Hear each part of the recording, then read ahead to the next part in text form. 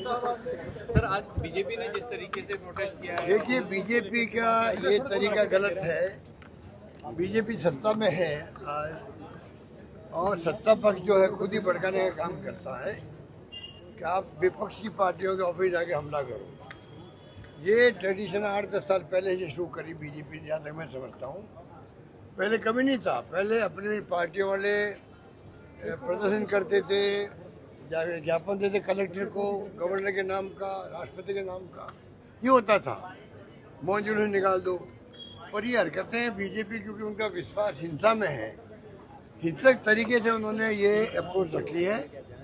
उसी ढंग से इन्होंने कॉल दिया कि आप जाके कांग्रेस दफ्तर पर हमला करो। अहमदाबाद में 2 साल पहले किया इन्होंने, बहुत बुरी तरह से किया था, पथराव किया था वहाँ पर।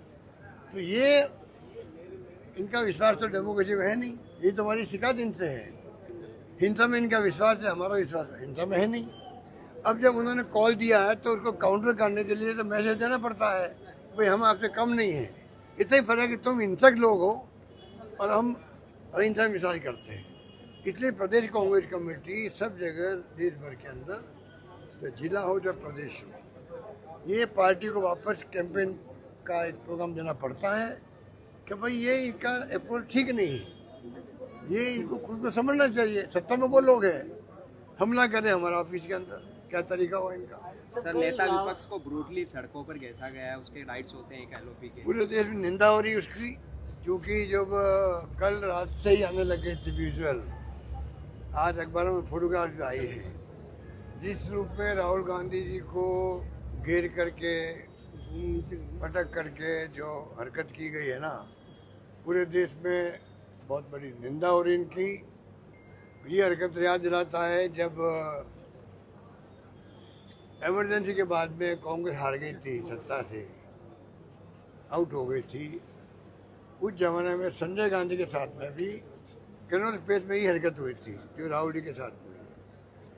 उसके बाद में पूरे देश के अंदर इतना आक्रोश फैला, और आक्रोश की चपेट में सब लोग आए, ये बीजेपी वाले हो चाहे वो जनता पार्टी, जितने लोग थे वो सब आए। आखिर में सत्ता से उनको हटना पड़ा और इंदिरा गांधी की हवा चली। अब जो हरकत कल की है राहुल गांधी के साथ में, ये हरकत भी ले डूबेगी इन लोगों को। पूरे देश में घर घर के अंदर आक्रोश पैदा हो गया है, क्योंकि समस्या से जुड़ रहे पहले से ही हो, तो चाहे बेरोजगारी की हो चाहे वो महंगाई की हो, तोड़फोड़ हो रही है देश के अंदर, वो देख रहे हैं। कहीं जेसीबी चल रही है, कहीं एमएलए एमपी को तोड़ा जा रहा है, कहीं सरकारें तोड़ रहे, पहले इन लोगों ने सरकारें तोड़ी थी। तो चारों ओर जो डेमोक्रेसी को खत्म करे, इलेक्शन कमीशन अब इनके कब्जे में है। एसआईआर के नाम पे लाखों वोट कट गए और कहा अगली बार दे देंगे वोट। ये बातें जनता भूलने वाली नहीं है। हर परिवार में जिसका संबंध नहीं भी है छात्रों से, वो भी अब बाहर आ गया। अभी तो वो चुप था, देख रहा था क्या हो रहा देश के अंदर। अब ये घटना के बाद में खुल करके आम जनता, हर परिवार बोलने लग गया है कि ये क्या तमाशा लगा रखा इन लोगों ने।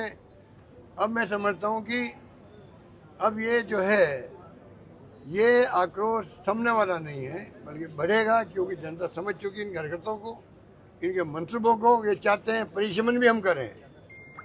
आरक्षण, एक नेशन एक इलेक्शन की बात तो करते हैं, अच्छी लगती है लोगों को, पर ये क्यों करते हैं कि मंशा दूसरी है।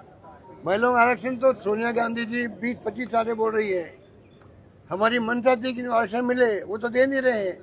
अगर मंशा होती तो 542 सीटें जो अभी है उसमें एक तेज दे दीजिए आप, तो हम एमपी हैं या जो भी एमपी है, हमारी सीट हो जाएगी, महिला हो जाएगी।